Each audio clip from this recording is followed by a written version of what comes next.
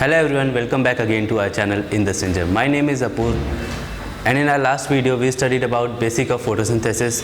Then we studied about how different experiments were performed on photosynthesis. After that हमने क्या पढ़ा, उसके बाद हमने पढ़ा कि क्लोरोप्लास्ट का स्ट्रक्चर कैसा होता है, यानी कि ये एक डबल मेम्ब्रेन बाउंड स्ट्रक्चर होता है।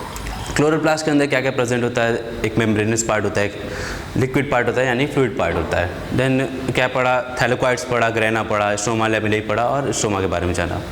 उसके बाद we studied about how many pigments are involved in photosynthesis. Basically chlorophyll A, chlorophyll B, C, D and E. उसके बाद कैरोटीनॉइड्स एंड ज़ैंथोफिल्स के बारे में देखा। आज क्या करना है हमें, आज इसी प्रोसेस को आगे फोटोसिंथेसिस को आगे कंटिन्यू करते हुए क्या क्या रिएक्शन होते हैं, यानी अब हमारा रिएक्शन वाला पार्ट स्टार्ट होने वाला है। रिएक्शन वाले पार्ट में क्या क्या रिएक्शन होते हैं, कैसे कार्बन डाइऑक्साइड को फिक्स करना होता है, कहाँ से एनर्जी रिक्वायरमेंट पूरी की जाती है इस प्रोसेस के लिए, ये सब हमें आगे स्टडी करना है।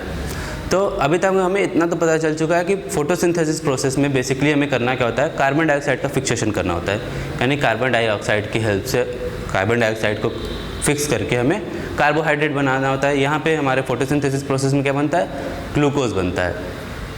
हम जानते हैं कि प्लांट को किसी भी रिएक्शन कराने के लिए एनर्जी की रिक्वायरमेंट होगी, किसी भी सेल में रिएक्शन होने के लिए एनर्जी की रिक्वायरमेंट होगी। ये भी हमें पता है कि प्लांट में जो भी एनर्जी की रिक्वायरमेंट होती है या किसी भी सेल में जो भी रिएक्शन होता है उसके लिए एनर्जी की रिक्वायरमेंट जो भी होती है उसके लिए सेल किस पे डिपेंड करता है, माइटोकॉन्ड्रिया पे डिपेंड करता है। सेल में जो भी रिएक्शन होना होता है यानी एटीपी या एनएडीपीएच जो हमारे एनर्जी मॉलिक्यूल की तरह काम करता है, सेल इसके लिए किस पे डिपेंड करता है, माइटोकॉन्ड्रिया के लिए डिपेंड करता है। हमेशा से हम पढ़ते आ रहे हैं that mitochondria is the powerhouse of cell. But पिछले वीडियो में हमने देखा क्लोरोप्लास्ट एक कैसा ऑर्गेनेल है, एक सेमी ऑटोनॉमस ऑर्गेनेल है। क्लोरोप्लास्ट के बारे में हमने पढ़ा कि क्लोरोप्लास्ट एक कैसा ऑर्गेनेल है, सेमी ऑटोनॉमस ऑर्गेनेल है। सेमी ऑटोनॉमस ऑर्गेनेल होने की वजह से क्या हुआ, यहाँ पे क्लोरोप्लास्ट अपनी एनर्जी रिक्वायरमेंट के लिए माइटोकॉन्ड्रिया पे डिपेंड नहीं करेगा। क्लोरोप्लास्ट अपनी एनर्जी रिक्वायरमेंट के लिए माइटोकॉन्ड्रिया पे डिपेंड नहीं करेगा। उससे पहले एक ज़रूरी चीज़, क्लोरोप्लास्ट की एनर्जी रिक्वायरमेंट है क्यों, एनर्जी रिक्वायरमेंट क्लोरोप्लास्ट को इसलिए है ताकि वो कार्बन डाइऑक्साइड को फिक्स करके क्या बना सके, कार्बोहाइड्रेट बना सके। क्लोरोप्लास्ट कार्बन डाइऑक्साइड को फिक्स करके कार्बोहाइड्रेट बना सके, इस प्रोसेस के लिए एनर्जी रिक्वायरमेंट है। लेकिन इस प्रोसेस के लिए क्लोरोप्लास्ट एनर्जी की रिक्वायरमेंट को अपनी कंप्लीट करने के लिए माइटोकॉन्ड्रिया पे डिपेंड नहीं करता है। माइटोकॉन्ड्रिया पे डिपेंड ना करके यहाँ पे कुछ ऐसा हो रहा होता है कि क्लोरोप्लास्ट अपनी एनर्जी खुद बनाता है, अपना एटीपी या एनएडीपीएच खुद बनाता है, फिर इसी एनर्जी को यूटिलाइज करके क्लोरोप्लास्ट क्या कराता है, कार्बन डाइऑक्साइड का फिक्सेशन कराता है। वापस से इस चीज़ को रिपीट करते हैं, बेसिक सा कंसेप्ट है। सेल किसी भी एनर्जी रिक्वायरमेंट के लिए किस पे डिपेंड करता है, बिल्कुल माइटोकॉन्ड्रिया पे डिपेंड करता है। बट क्लोरोप्लास्ट एक सेमी ऑटोनॉमस ऑर्गेनेल होने की वजह से खुद का इसके पास जेनेटिक मटेरियल होता है। सेमी ऑटोनॉमस होने का मतलब खुद का जेनेटिक मटेरियल होता है, खुद की प्रोटीन सिंथेसाइजिंग मशीनरी होती है। इस वजह से क्लोरोप्लास्ट को क्या बोलते हैं, सेमी ऑटोनॉमस ऑर्गेनेल। यानी क्लोरोप्लास्ट एनर्जी रिक्वायरमेंट अपनी कंप्लीट करने के लिए माइटोकॉन्ड्रिया पर डिपेंड ना करके अपनी एनर्जी खुद सिंथेसाइज करता है, फिर इसी एनर्जी को यूटिलाइज करके कार्बन डाइऑक्साइड का फिक्सेशन करा के ग्लूकोज या कार्बोहाइड्रेट बना देता है। तो इस बेसिस पे हमें प्लांट फोटोसिंथेसिस को दो पार्ट्स में डिवाइड किया गया।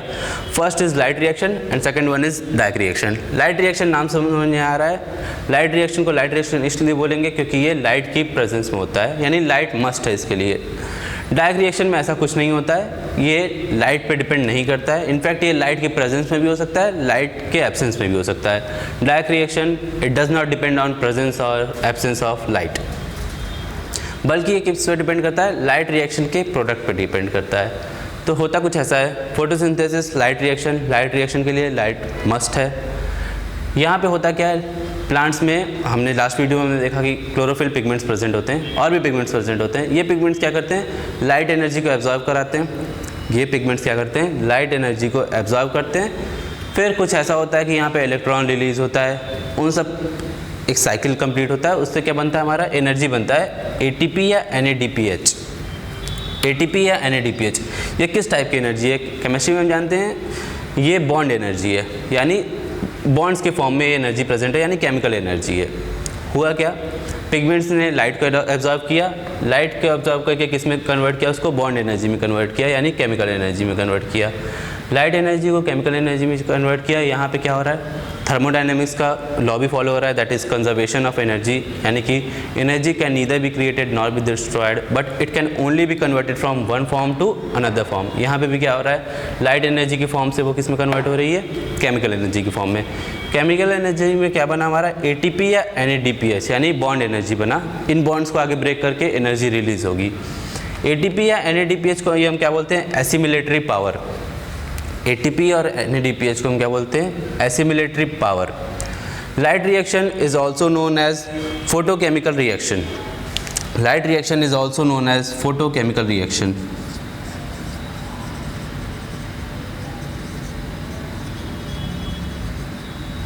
फोटो केमिकल रिएक्शन बोलने का मतलब क्या है, फोटो यानी लाइट, केमिकल यानी ATP या NADPH यहाँ बन रहा है, इस वजह से क्या बोलते हैं, फोटो केमिकल रिएक्शन नहीं बोलते हैं, क्योंकि लाइट की प्रेजेंस मस्ट है और जो रिएक्शन हो रहा है उससे हमारा बन क्या रहा है, केमिकल एनर्जी बन रही है। देन फोटो केमिकल रिएक्शन और क्या बोलते हैं लाइट रिएक्शन को, इसको हम बोलते हैं हिल रिएक्शन। हिल रिएक्शन,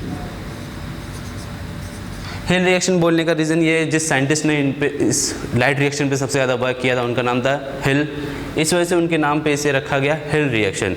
अभी हम देखेंगे फोटोसिंथेसिस होता कहाँ है, यानी लाइट रिएक्शन होता कहाँ है। लाइट रिएक्शन याद करने की ज़रूरत नहीं है, रटने की ज़रूरत नहीं है, ये क्या है, बेसिक सा कंसेप्ट है। लाइट रिएक्शन में हेल्प कौन कराता है, पिगमेंट्स हेल्प कराते हैं, क्लोरोफिल पिगमेंट्स हेल्प कराते हैं, या ज़ैंथोफिल, कैरोटीनॉइड, ये सारे पिगमेंट्स हेल्प कराते हैं। पिगमेंट्स प्रेजेंट कहाँ होते हैं, पिगमेंट प्रेजेंट होते हैं थैलेकॉइड्स में। इसका मतलब जहाँ पिगमेंट प्रेजेंट है वहाँ पे लाइट रिएक्शन होगा। सो लाइट रिएक्शन हमारा कहाँ होता है, इट अकर्स इन थैलेकॉइड।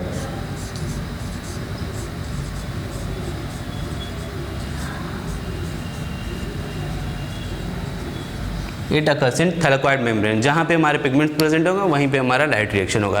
तो लाइट रिएक्शन क्या था हमारा, लाइट रिएक्शन के लिए लाइट मस्ट है। लाइट रिएक्शन में क्या होता है, लाइट एनर्जी की हेल्प से हम क्या बनाते हैं, केमिकल एनर्जी बनाते हैं, विच इज़ ATP और NADPH। यहाँ क्या हुआ, इसको हम बोलते हैं एसिमिलेटरी पावर। बाद में इसी एनर्जी को यूज़ करके हम क्या कराएंगे, कार्बन डाइऑक्साइड का फिक्सेशन कराते हैं।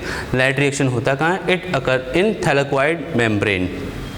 देन अब क्या देखना है हमें, डाइक रिएक्शन, जो कि एक्चुअली में क्या होता है, यहाँ पे हमारा कार्बन डाइऑक्साइड का फिक्सेशन होता है, यानी कार्बन डाइऑक्साइड को हम रिड्यूस करा के क्या बनाते हैं, कार्बोहाइड्रेट बनाते हैं। ये लाइट की प्रेजेंस या एब्सेंस पे डिपेंड नहीं करता है, बल्कि ये किस पे डिपेंड करता है, लाइट रिएक्शन का जो हमारा प्रोडक्ट बना था, लाइट रिएक्शन का जो हमारा प्रोडक्ट बना था, डाइक रिएक्शन उस पर डिपेंड करता है।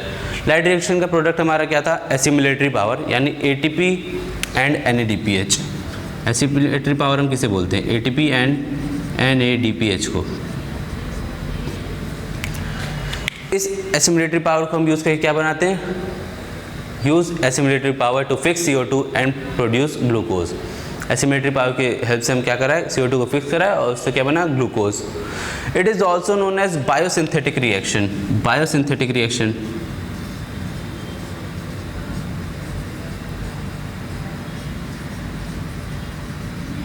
हमने हमारे फर्स्ट वीडियो में भी देखा था कि फोटोसिंथेसिस को हम बायोसिंथेसिस रिएक्शन बोलते हैं या एनाबॉलिक रिएक्शन बोलते हैं। क्यों, क्योंकि यहाँ कुछ बन रहा होता है, यहाँ पे किसी चीज़ की सिंथेसिस हो रही है। किसकी सिंथेसिस हो रही है, ग्लूकोज की सिंथेसिस हो रही है, जो क्या है एक बायोमॉलिक्यूल है, इस वजह से इसको क्या बोलता है, बायोसिंथेटिक रिएक्शन। फिर अकर इन, यानी कि डाइक रिएक्शन कहाँ होता है, ये भी याद करने की ज़रूरत नहीं है, बेसिक सा कंसेप्ट है। डाइक रिएक्शन के लिए हमारे जो भी एंजाइम्स प्रेजेंट होंगे वो कहाँ प्रेजेंट होते हैं, स्ट्रोमा में प्रेजेंट होते हैं, यानी कि क्लोरोप्लास्ट के लिक्विड वाले एरिया में प्रेजेंट होते हैं। डाइक रिएक्शन के लिए जहाँ पे हमारे एंजाइम्स प्रेजेंट होंगे वहाँ पे डाइक रिएक्शन होगा। इसका मतलब इट अकर्स इन स्ट्रोमा, जहाँ पे डाइक रिएक्शन के लिए सभी के सभी एंजाइम्स प्रेजेंट होंगे। एक और चीज़ पता चली, डाइक रिएक्शन सिर्फ और सिर्फ एंजाइम्स पे डिपेंड करता है, that dark reaction is totally enzymatic. सिर्फ और सिर्फ ये एंजाइम्स पे डिपेंड करेगा। लाइट रिएक्शन किस पे डिपेंड करता है, लाइट रिएक्शन बेसिकली डिपेंड करता है लाइट की प्रेजेंस में, यानी इसके लिए लाइट की प्रेजेंस मस्ट है। होता क्या है, यहाँ पे light energy chemical energy change करते हैं, इस प्रोसेस को बोलते हैं फोटोकेमिकल रिएक्शन या हिल रिएक्शन। कहाँ होता है प्रोसेस, जहाँ पे पिगमेंट्स प्रेजेंट होंगे। पिगमेंट्स कहाँ प्रेजेंट होते हैं, थैलेकॉइड मेम्ब्रेन में। Then dark reaction, dark reaction किसको बोलते हैं, यहाँ पे क्या होता है, कार्बन डाइऑक्साइड का फिक्सेशन हमें कराना है। कार्बन डाइऑक्साइड को फिक्स कैसे कराते हैं, लाइट रिएक्शन के प्रोडक्ट की हेल्प से, यानी एनर्जी की हेल्प से। क्या था एनर्जी हेल्प, हमारा एनर्जी वहाँ पे क्या बना था, ATP और NADPH, जिसे हम क्या बोलते हैं, एसिमिलेटरी पावर। क्या बना हमारा, CO2 को फिक्स करा के हमने क्या बना लिया, ग्लूकोज बना लिया। इस प्रोसेस को क्या बोलते हैं, बायोसिंथेटिक प्रोसेस। और ये प्रोसेस होता कहाँ पे, जहाँ पे डाइक रिएक्शन के एंजाइम्स प्रेजेंट होंगे, यानी स्ट्रोमा में, फ्लूइड पार्ट में क्लोरोप्लास्ट के। अब आगे हमें क्या पढ़ना है, आगे हमें पढ़ना है फोटो सिस्टम्स के बारे में। तो अब हमें आगे पढ़ना है फोटो सिस्टम के बारे में। फोटो सिस्टम के बारे में पढ़ने से पहले थोड़ा सा वीडियो में पीछे चलते हैं। क्या अभी हमने पढ़ा लाइट रिएक्शन के बारे में। लाइट रिएक्शन में हमने क्या देखा था कि लाइट को एब्जॉर्ब करना होता है। लाइट को एब्जॉर्ब बेसिकली कौन करते हैं, पिगमेंट्स करते हैं, यानी क्लोरोफिल ए पिगमेंट्स या जितने भी एंटीना मॉलिक्यूल उसके अराउंड थे, जैसे एसेसरी पिगमेंट्स जिसे हम बोलते हैं, क्या होते हैं वो, क्लोरोफिल बी, कैरोटीनॉइड, ये सब क्या थे, हमारे एसेसरी पिगमेंट्स थे। यहाँ पे इनका काम क्या था, लाइट को एब्जॉर्ब करके जो एनर्जी बनी उसको किसके पास पास ऑन करना था। लाइट को इन्होंने एब्जॉर्ब किया एंटीना मॉलिक्यूल ने, उस एनर्जी को किसको पास ऑन किया, रिएक्शन सेंटर को, जो कि हमारा क्लोरोफिल ए था। यानी एनसीईआरटी में डायग्राम कुछ इस तरह से दिया गया है। ये तो हमारा है रिएक्शन सेंटर, जो कि ये मैं रेड पेन से बना रहा हूँ। इसके ये किससे सराउंडेड है, हमारे कई सारे एंटीना मॉलिक्यूल से सराउंडेड है। एंटीना मॉलिक्यूल बोले या एसेसरी पिगमेंट्स बोले, एक ही मतलब है। लाइट रिएक्शन में क्या होता है, लाइट का एब्जॉर्प्शन होता है। तो रिएक्शन सेंटर हमारा कौन है, क्लोरोफिल ए। ये क्या करेगा, लाइट को एब्जॉर्ब करेगा, यानी कि जिस वेवलेंथ के लिए फेवरेबल होगा उस लाइट को ये एब्जॉर्ब करेगा, और उस एनर्जी, लाइट के एनर्जी से क्या होगा, इसका इलेक्ट्रॉन एक्साइट होगा। बट जिन वेवलेंथ्स को क्लोरोफिल ए एब्जॉर्ब नहीं कर सकता है, उन वेवलेंथ्स का क्या होगा, उन वेवलेंथ्स को एब्जॉर्ब करेंगे हमारे एंटीना मॉलिक्यूल या एसेसरी पिगमेंट्स, और फिर ये एनर्जी ये क्या करेंगे, क्लोरोफिल ए को पास ऑन कर देंगे। यानी ये प्रोसेस कुछ इस तरह चलेगा। एनसीईआरटी में डायग्राम दिया गया है। एनसीईआरटी में ये डायग्राम दिया गया पेज नंबर 211 पे, ऐसा कुछ डायग्राम बनाया गया है। तो ये हमारा क्या बना, एक पिगमेंट्स का सिस्टम बना, एसेसरी पिगमेंट और रिएक्शन सेंटर जो हमारा क्लोरोफिल ए है। ये क्या हमारा बना, पिगमेंट्स का सिस्टम। यही किसको बोलते हैं हम लोग, पिगमेंट सिस्टम या फोटो सिस्टम। तो बेसिकली हम क्या करने वाले हैं, फोटो सिस्टम के बारे में आगे स्टडी करने वाले हैं। तो फोटो सिस्टम दो टाइप्स के होते हैं, फोटो सिस्टम 1 और फोटो सिस्टम 2। अगली लाइन काफ़ी इंपॉर्टेंट है, एनसीईआरटी में दिया गया है कि these photo system were named on the basis of their discovery. These photo system were named on the basis of their discovery, यानी कि फोटो सिस्टम 1 पहले डिस्कवर हुआ होगा इसलिए फोटो सिस्टम 1, फोटो सिस्टम 2 बाद में डिस्कवर हुआ होगा इसलिए फोटो सिस्टम 2। फिर उसी आगे कंटिन्यू किया गया कि ये फोटो सिस्टम अपनी डिस्कवरी के बेसिस पे नेम किया गया है, ना कि उनके फंक्शन के बेसिस पे। इसका मतलब फोटो सिस्टम 2 पहले काम करता है, फोटो सिस्टम 1 बाद में काम करता है। लेकिन नाम किस बेसिस पे रखा गया इनका, इनके डिस्कवरी के बेसिस पे। फोटो सिस्टम 1 पहले डिस्कवर किया गया था, फोटो सिस्टम 2 बाद में डिस्कवर किया गया था। अब फोटो सिस्टम में क्या होता है, रिएक्शन सेंटर और एंटीना मॉलिक्यूल में हम डिवाइड करते हैं। दोनों ही फोटो सिस्टम को क्या करते हैं हम, रिएक्शन सेंटर और एंटीना मॉलिक्यूल में डिवाइड करते हैं। एक एक करके दोनों फोटो सिस्टम को हम अलग अलग पढ़ेंगे। सबसे पहले पढ़ेंगे फोटो सिस्टम 1। फोटो सिस्टम 1 का पहला पार्ट क्या होगा, फोटो सिस्टम 1 का रिएक्शन सेंटर। सेकेंड पार्ट क्या है, लाइट हार्वेस्टिंग कॉम्प्लेक्स या एंटीना मॉलिक्यूल, क्या बोलेंगे हम इसे, light harvesting complex. Reaction centre का काम क्या है, किसी एक स्पेसिफिक वेवलेंथ की लाइट को एब्जॉर्ब करना, उस लाइट की हेल्प से क्या करना, इलेक्ट्रॉन को रिलीज करना। रिएक्शन सेंटर हमारा कौन है, क्लोरोफिल है। ये क्या करेगा, लाइट को एब्जॉर्ब करेगा, उसकी हेल्प से क्या होगा, इलेक्ट्रॉन एक्साइट होगा। तो रिएक्शन सेंटर हमारा कौन बना रहा है फोटो सिस्टम 1 का, it consist of chlorophyll A.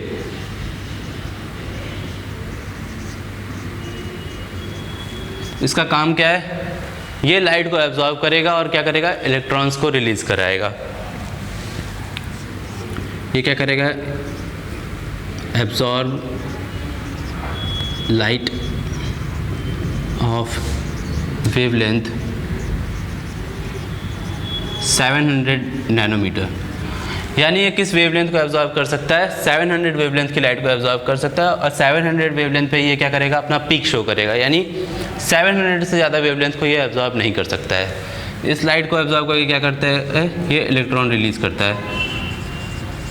ये हुआ फोटो सिस्टम 1 के रिएक्शन सेंटर के बारे में। लाइट हार्वेस्टिंग कॉम्प्लेक्स का काम क्या है, लाइट हार्वेस्टिंग कॉम्प्लेक्स अभी हमने देखा। लाइट हार्वेस्टिंग कॉम्प्लेक्स का फंक्शन ये है कि ये जो वेवलेंथ फोटो सिस्टम 1 का रिएक्शन सेंटर एब्जॉर्ब नहीं कर पाया, उस वेवलेंथ को एब्जॉर्ब करेगा, उसकी एनर्जी किसको पास ऑन करेगा, क्लोरोफिल ए को। यानी कि क्लोरोफिल ए क्या कर सकता है, सिर्फ और सिर्फ 700 नैनोमीटर की लाइट को एब्जॉर्ब कर सकता है।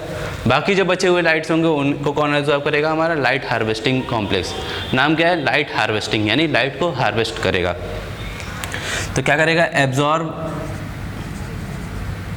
Wider wavelength of light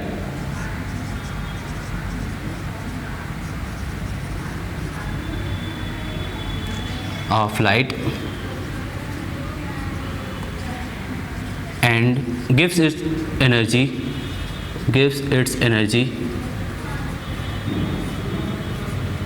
to chlorophyll A. यानी ये भी किसमें हेल्प करेगा, क्लोरोफिल ए के इलेक्ट्रॉन को रिलीज कराने में हेल्प करेगा। कैसे, वाइडर वेवलेंथ ऑफ लाइट को एब्जॉर्ब करके, और क्या करेगा, उस एनर्जी को पास ऑन कर देगा क्लोरोफिल ए पे। एक और चीज़ में हेल्प करता है, it protects chlorophyll A from photo oxidation.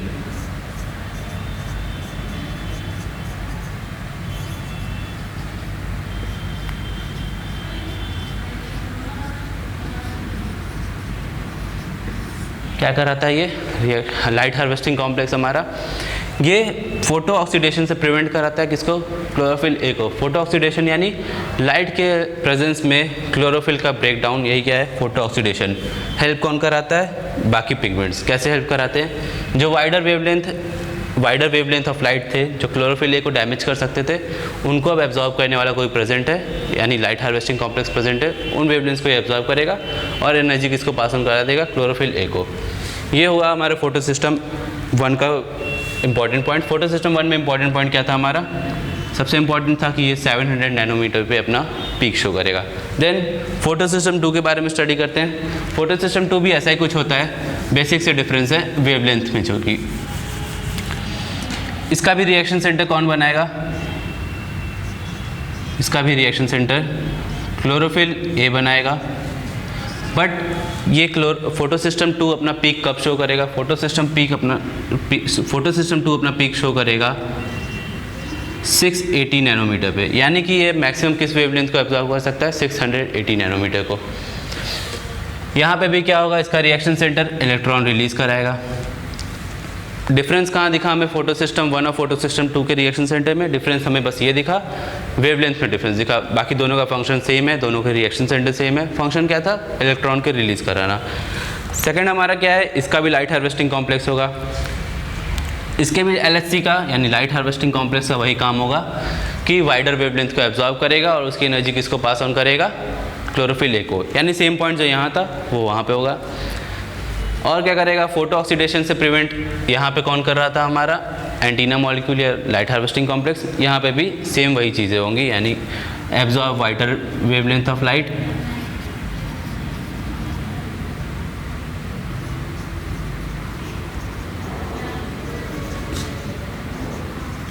और क्या कराएगा, फोटो ऑक्सीडेशन से प्रिवेंट करेगा।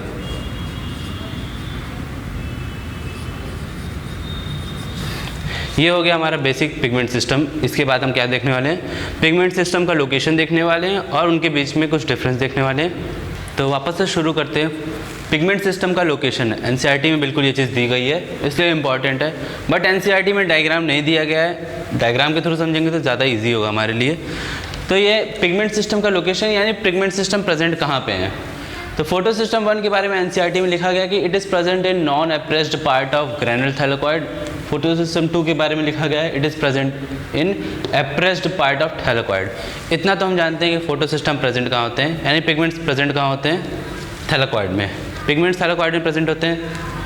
PS का मतलब क्या है, पिगमेंट सिस्टम, इसका मतलब पिगमेंट सिस्टम भी कहाँ प्रेजेंट है, थैलेकॉइड में।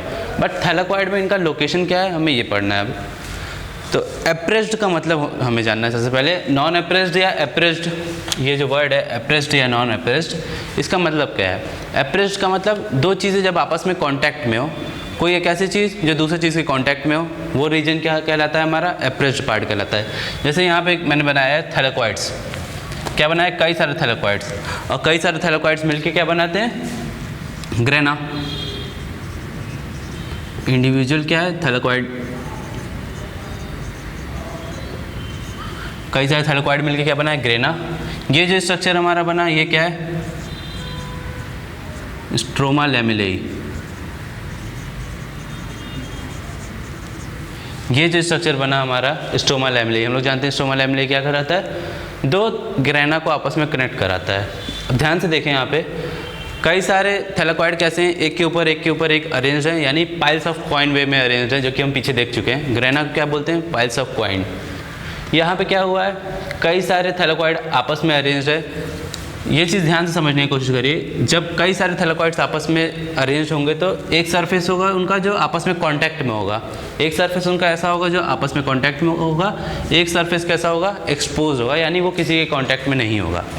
तो ये जो कांटेक्ट वाला पार्ट है, यानी जो पार्ट आपस में कांटेक्ट है थैलेकॉइड्स के, उन्हें हम बोलते हैं एप्रेस्ड पार्ट। जो एक्सपोज्ड पार्ट है उन्हें हम क्या बोलते हैं, नॉन एप्रेस्ड पार्ट या एक्सपोज्ड पार्ट।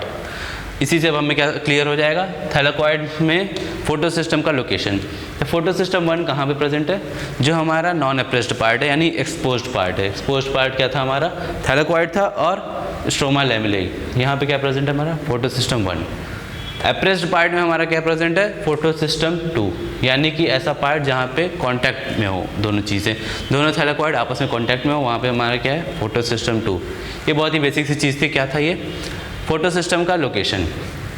अब हमें क्या पढ़ना है, जब हमने फोटो सिस्टम की स्टडी कर ली पूरे तरीके से, अब हम दोनों ही फोटो सिस्टम को आपस में क्या कर सकते हैं, डिफरेंशिएट कर सकते हैं। सबसे पहले फोटो सिस्टम 1 के बारे में हम क्या जानते हैं, ये प्रेजेंट कहाँ है, अभी जाना हमने कि ये फोटो सिस्टम 1 प्रेजेंट है नॉन एप्रेस्ड पार्ट में, non appressed part.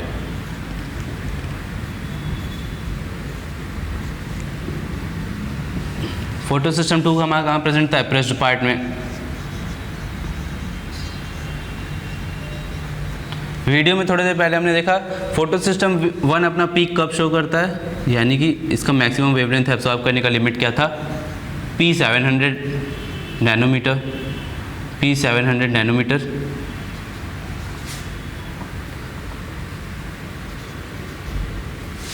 Photo system 2 अपना पीक कब शो करता है, फोटो सिस्टम 2 अपना पीक शो करता है P680 नैनोमीटर पे। ये चीज़ें हमने वीडियो में थोड़ी देर पहले देखी। देन नेक्स्ट चीज़ जो अभी हमने पढ़ा नहीं है लेकिन आगे हमारे बहुत कॉन्सेप्ट में काम आएगा कि फोटो सिस्टम 1 का नेचर कैसा होता है। तो इसका नेचर होता है रिड्यूसिंग नेचर,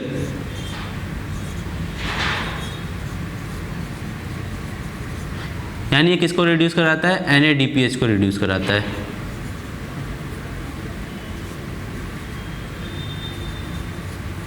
कैसे रिड्यूस कराता है, कहाँ रिड्यूस कराता है, वो चीज़ें हम वीडियो में यानी हमारे नेक्स्ट वीडियो में देखेंगे। फोटो सिस्टम 2 का नेचर कैसा होता है, ऑक्सीडाइजिंग नेचर होता है।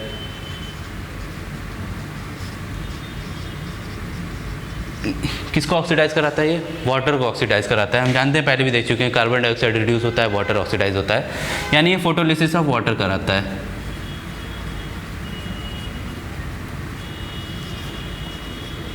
फोटोलिसिस क्यों बोला गया है यहाँ पे, फोटोलिसिस बोलने का मतलब लाइट की प्रेजेंस में वाटर का ब्रेकडाउन कराया।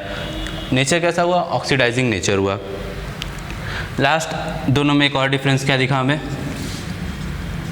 कि फोटो सिस्टम 1 पार्टिसिपेट करता है दोनों ही cyclic and non cyclic phosphorylation में।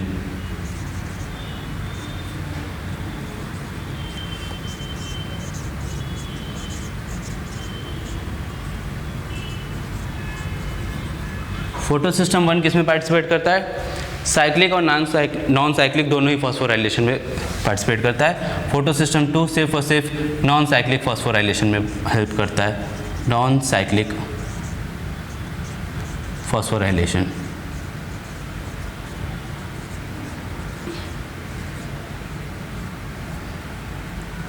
ये चीज़ें हम अपने नेक्स्ट वीडियो में काफ़ी डिटेल में पढ़ेंगे कि फॉस्फोराइलेशन क्या होता है, नॉन साइक्लिक और साइक्लिक फॉस्फोराइलेशन क्या होता है। बट थोड़ा सा एक्सप्लेन कर देता हूँ यहाँ पे।